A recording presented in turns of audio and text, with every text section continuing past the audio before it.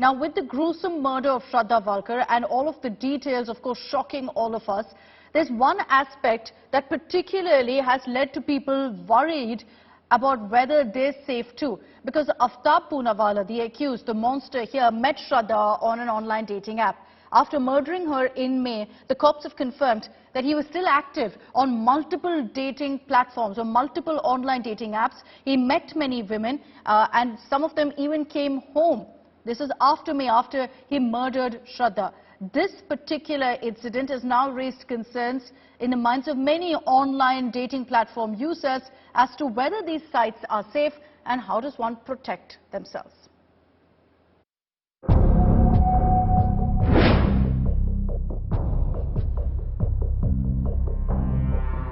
The killing,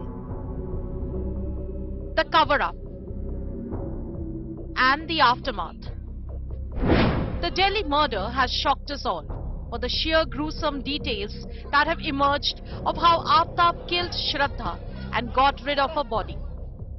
But what's also shocking is how Aftab pretended absolutely nothing happened and went about his life for the next 6 months normally. Aftab even dated other women, connecting on dating apps. He reportedly even brought them home, and sources say in one case, Shraddha's remains were still in the house when he invited a girl home. This revelation has caused a huge stir, with many of these app users asking if it's safe anymore to connect on these dating sites, and what are the red flags to avoid the Aftabs out there. The important factors that you consider for a match, I think that much of data is enough, and I think that data should be okay disclosing kind of data. It shouldn't be any mandatory, so that way I think I'll look at it. So I somewhere feel it's fun to use and it's helpful for the people who really want.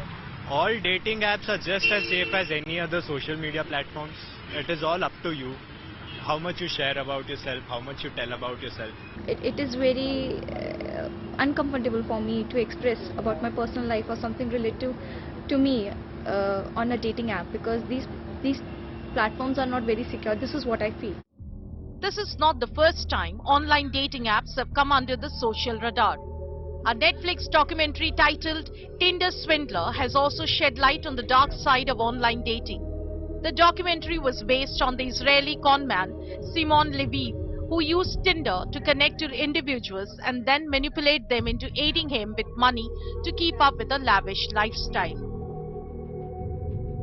So how do you ensure you don't swipe right on the wrong person?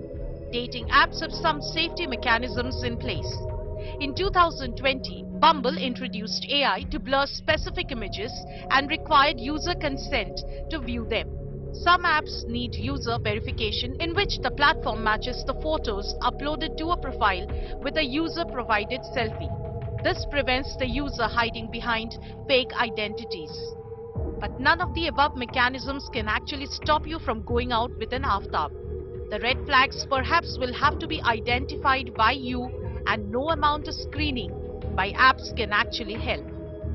So here is how experts believe you can look out for yourself on these apps, particularly women.